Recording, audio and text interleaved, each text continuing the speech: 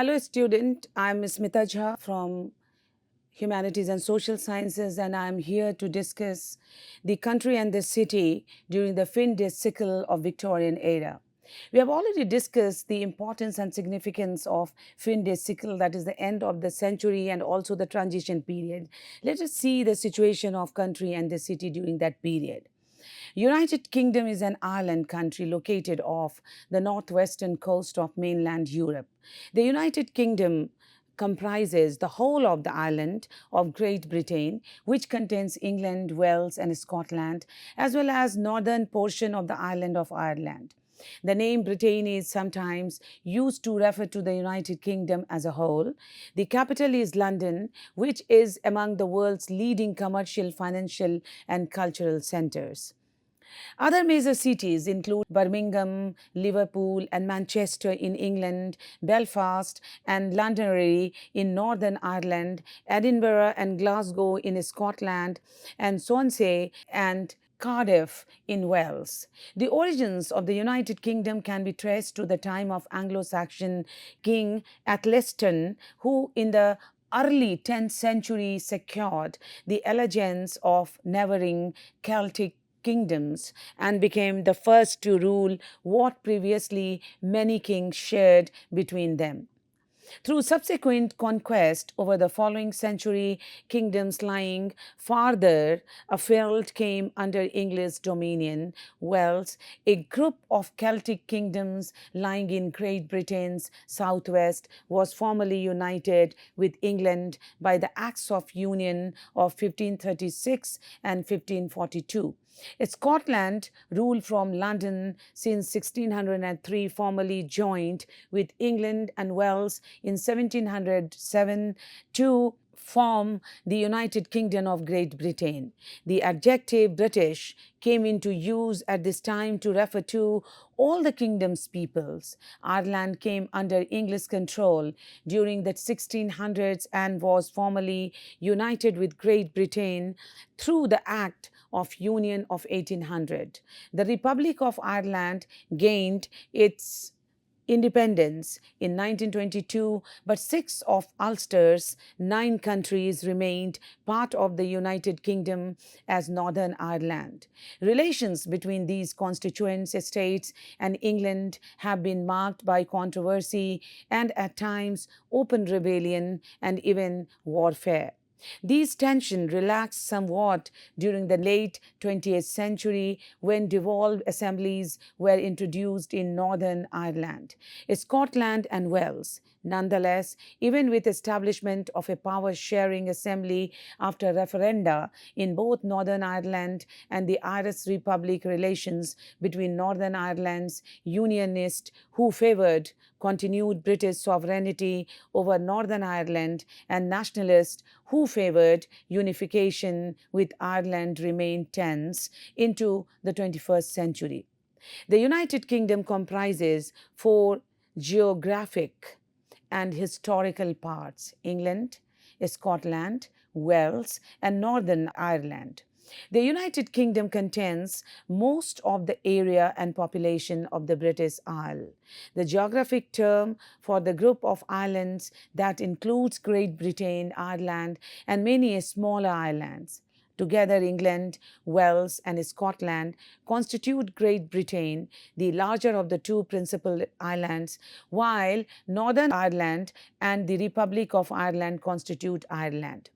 England, occupying most of the southern Great Britain, includes the Isle of Scilly off the southwest coast and the Isle of Wight of the southern coast. Scotland, occupying northern Great Britain, includes the Orkney and Shetland Island off the northern coast and the Hebrides off the northwestern coast.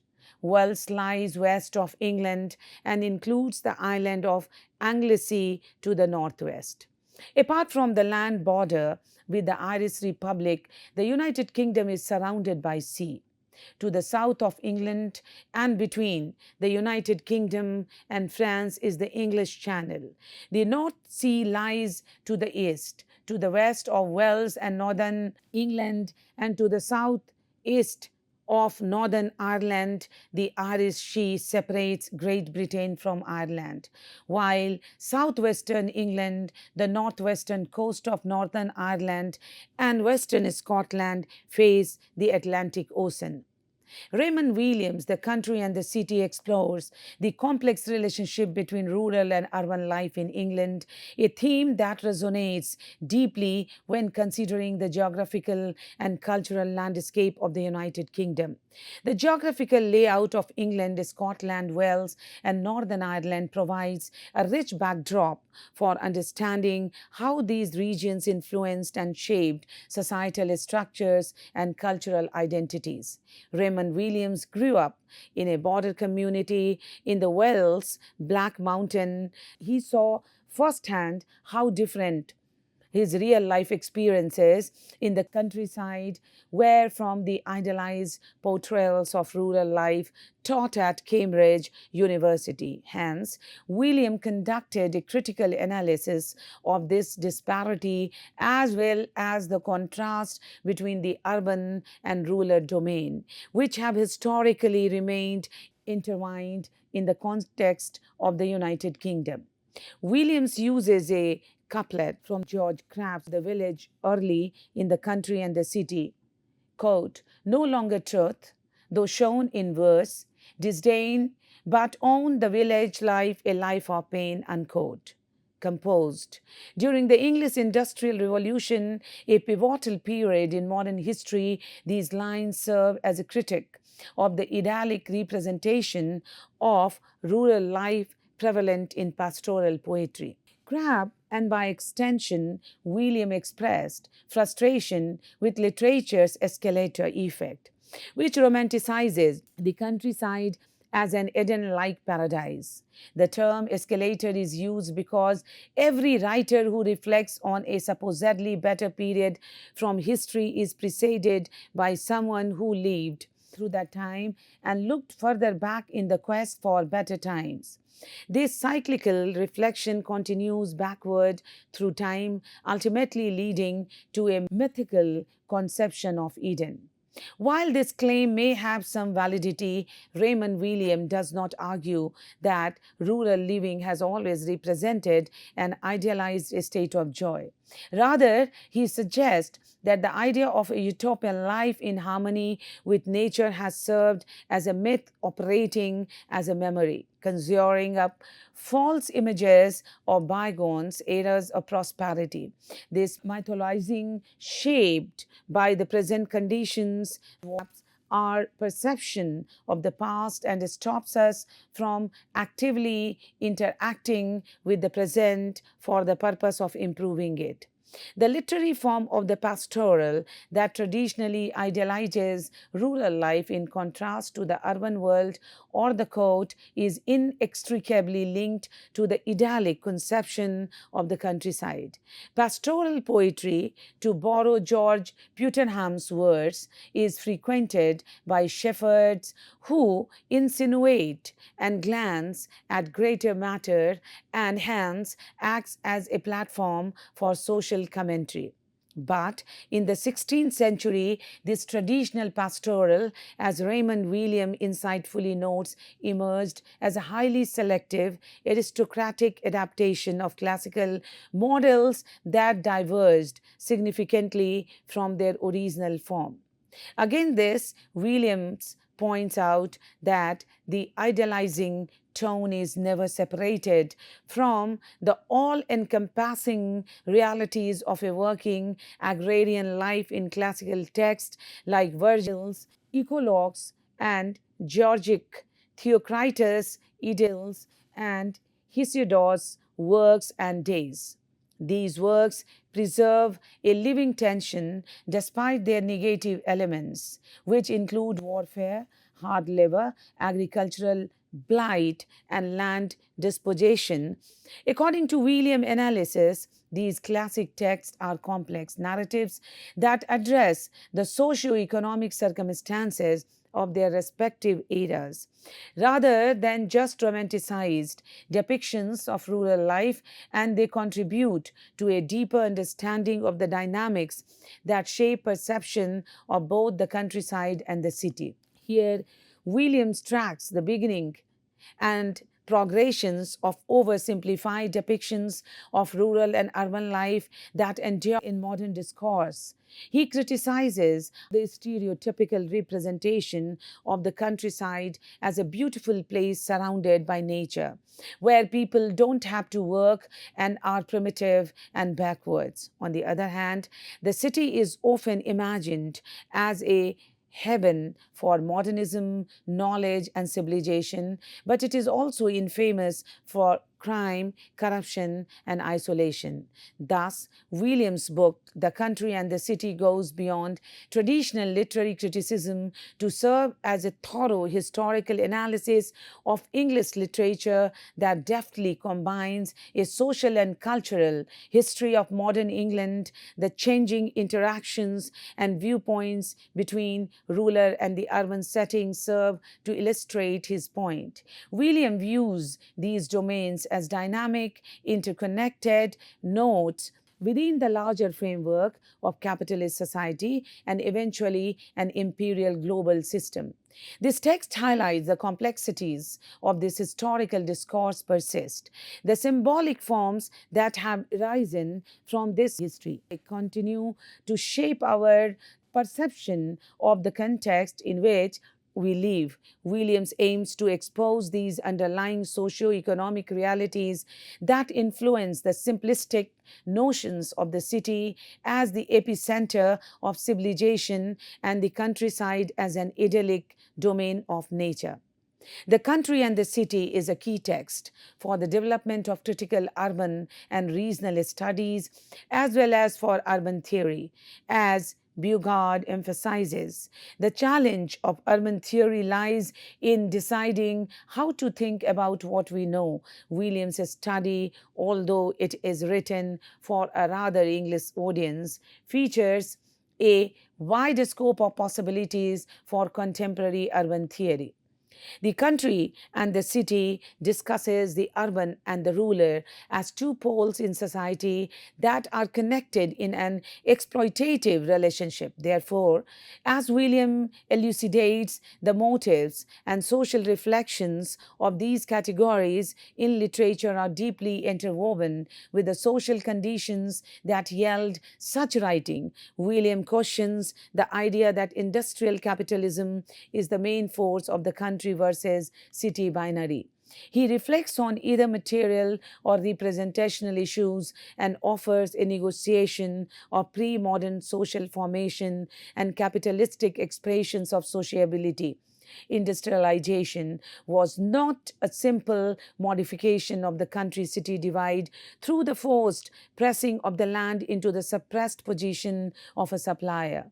Following William, it was also embedded into a highly developed agrarian capitalism. The capitalistic process of industrialization does not lead to a strengthening the rural urban gap, but rather promotes an intermediate position in which people both work in the new factories and in the agrarian economy.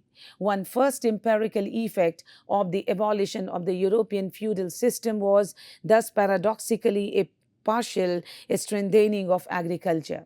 The Country and the City addresses the continuities of pre industrial social conditions rather than ignoring them, primarily by interpreting sources of economic and social history. Williams analyzes the accompanying mythologies of the country. This intermediate perspective of a macro social change in society that is caused by capitalism without claiming the totality of this process about social formations is the distinctive contribution of the study to urban studies to this date.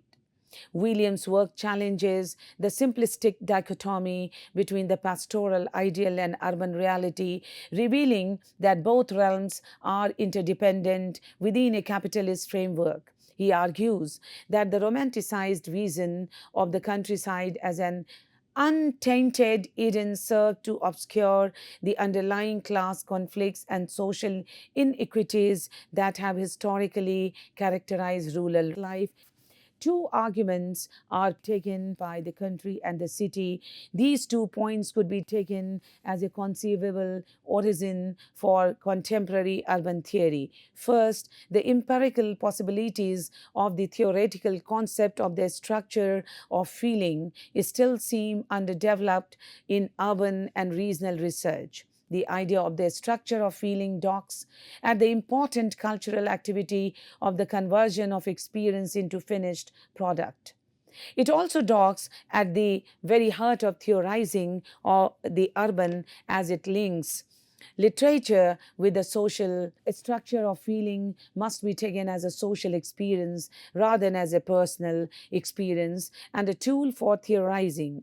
Second, the asymmetric representation of country and city shown in the book could be used as a fruitful stimulus in more recent studies of a spatial relationship as it links to the effort being made to criticize binary positions and hidden system of hierarchies. The status of these two concepts relative to the country and the city is different. A structure of feeling is an idea elaborated by William himself, whereas hierarchical complementarity is deduced from William's argumentation, but not an original term which could be found in his work. However, before developing these two arguments further, one must look into the importance of the country and the city's argument in recent urban studies and theory. Williams' study is often cited in the context of urban-rural relations. Williams considers the trope of the modification of the town country relationship in terms of exploitation as an important figure of thought, allowing for both the perception of historic change and continuity. Change and continuity are reflected by the relationship of the settlement forms such as town, country, or core periphery. Concerning the literary reception of the country and the city, these social categories differ to a certain extent from each other, reflecting the divide of Gemeinschaft versus Gesellschaft, and thus require various distinct politics. However, city and country are socially constructed and subject to further reproduction, transformation, and interconnection. The distinction of country and the city is the subject of an imperialistic relationship that is deeply embedded into a capitalistic logic of reproduction. The metropolis is thereby in the position of the colonial power and maintains gains in its importance by holding attitudes and tensions between the urban and the rural in the digital age. A further effect of this country city relationship seems to be the persistent ideologies of bucolic life in the countryside as a golden echo of rural goodness. The ideologies of the rural idyll disguise its social conditions of production. Dreams of and wishes for a healthy, balanced life in close communication with nature are old topi in European and especially English literature. This ideal is a concrete aspiration for broad segments of the population. However, given the realities of society, only a few can live this dream of the masses. Phenomena such as barn conversions or rural gentrification in regions of the global north with considerable scenic beauty are recent expression of this ideology. These ideologies as structures of feeling are deeply embedded in modern capitalism and disguise social inequalities which are being permanently reproduced. The production of food serves as a good example. The industrial production process uses the country as a spaces of production, whereas the gains remain in the spaces of consumption, mainly the urban areas. The city consumes the products of the countryside, which means, from the Marxist perspective, that the city destroys the products supplies by the countryside simply by consuming them. A specific view of nature results from this desperate relationship. Nature is considered and designed or engineered, and this view of nature is at center of Marxist-inspired critique. As per Hegeman, the capitalist urbanization process destroyed a first nature to produce a second. Such critique derived from the country and the city are also formulated about Lefebvre's concept of the urban as an ongoing process of social, economic, and the environmental change driven by capitalism. These arguments find their expression in eco-criticism, which is an umbrella term for a range of critical approaches exploring the representation in literature of the relationship between the human and the non-human. About eco-criticism or green culturist studies, some authors assign the country and the city to the very beginning of the concept and claim that it is the foundational text of eco-criticism because of Williams' ecological reading of English literary canon. It is interesting to note that the country and the city is rarely cited to current work on rural gentrification or rural restructuring, which could also be interpreted as a kind of violence. Here, the discussion has shifted to more complex socio-economic and socio-cultural arguments beyond the pull factors of bucolic and idyllic idealization, which are commonly used in literature, especially from 1990s and early 2000 on counter-urbanization. During this period, references to Williams in paper or rural urban issues are frequently made.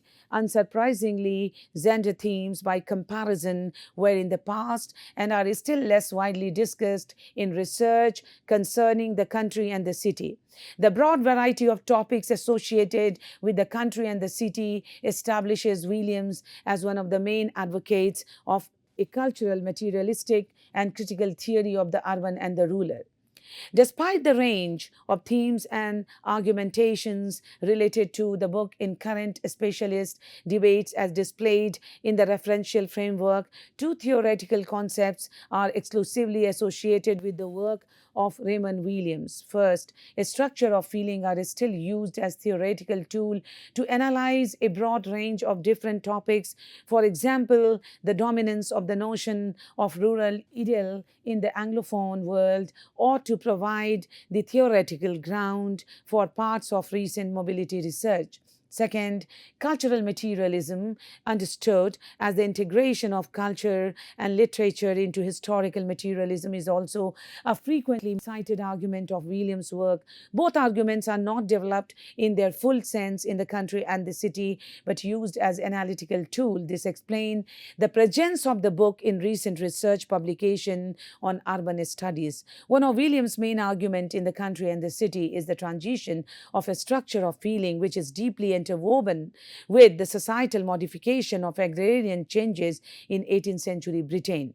In an often cited passage of Marxism and literature, he approaches the structure of feeling as a particular quality of social experience and relationship historically distinct from other particular qualities, which gives the sense of generation or of a period. In the country and the city, the concept doesn't experience a definitional improvement but exists as a self-referential kind of ideology. Throughout Williams' work, the structure of feeling emerges as a generation, a specific medium of processing human experiences, and human experience is the key for deducing structures of feeling empirically. In human geography, rather than being specifically defined, it is vaguely described as a kind of sense of place, but going well beyond it in several respects, or as a complex of beliefs, values, and attitude, which can be described as an ideology. Cultural geographer Jessa Helms defines a structure of feeling as lived, affective experience, which are shared intersubjectively among a social group. Still, Williams' idea could be linked hermeneutically with the awareness of the city as a perceived, represented, and remembered entity in a twofold sense. Williams' concept of the structure of feeling constitutes a generation-specific experience of these modifications of a town-country relationship and condenses as forms of perception analogous with Bourdieu's notions of habitus. In this context, the structure of feeling takes center stage for representations of the city. The structure of feeling is more than a habitual disposition which function as an intermediary between individual perception and collective representation. As Harding and Pre-Bram stress, a structure of feeling is the theoretical attempt to reintegrate the subjective position into the theorization of the social. Molly emphasizes how certain ideologies become so ingrained in daily life that they operate almost unconsciously, influencing behavior and attitude without critical examination. Similar to habitual ideology is the capacity of the subject to integrate various impression and representation into a generation, a specific holistic frame. A structure of feelings are affective experiences which make them sensitive to relations of power. However, the resulting structure of the country-city relationship elaborated by Williams in The Country and the City is more than either a binary opposition or a dualism. For William, the term city is not just a geospatial denotation. Its meaning could be extended to represent the whole of land as the nation, of an entire society, or of a part, the land as the rural area of nation alone. This diagnostic analysis provides Lefebvre's assumption that social, cultural, and spatial differentiation have to be scrutinized inside of the urban with its dominating distinction of core periphery as discussed in the planetary urbanization discourse, for instance. Well, coming to the end, we can say that Williams' study results in exactly such a structure. The city understood as the core encompasses the country as the periphery, but this dominance yields new social and spatial forms such as land, edge cities, and post suburbia. With this, I conclude the discussion on the city and the land under the fin de siècle Victorian era. Let us meet in the another lecture. Till then, thank you.